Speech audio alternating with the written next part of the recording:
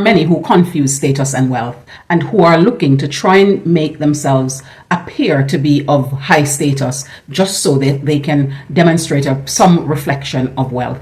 And today we're going to have a look at what the status game is and what the wealth game is, how to differentiate the two so that we can spot them when we see them. Welcome or welcome back to Ira Living. Today we're going to be exploring the difference between the status game and the wealth game.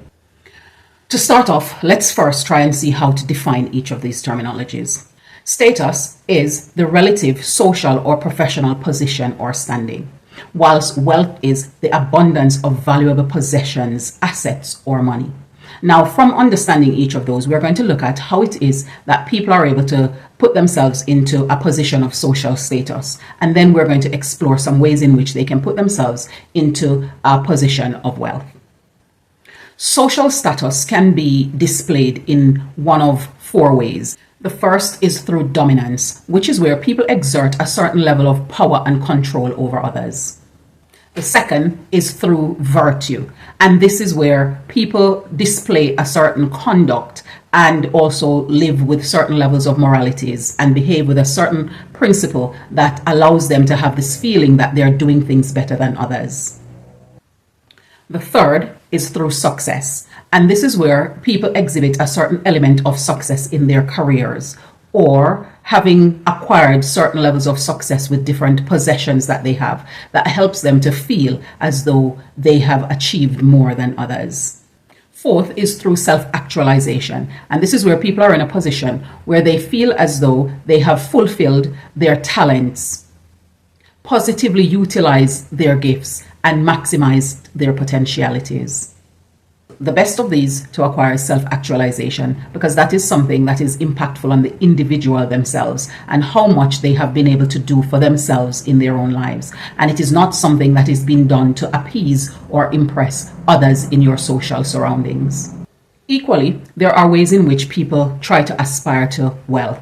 And we're going to look at four of those ways in which people do so. And the first one is alliance. And this is where people try to get close to or work for people who are considered to be wealthy so that they can partake or share in some of the perks or the benefits of being wealthy. The second way is through natural abilities. And this is where people use their gifts and their talents to work and to earn so that they are able to partake in some of the successes that will help to bring them some level of wealth.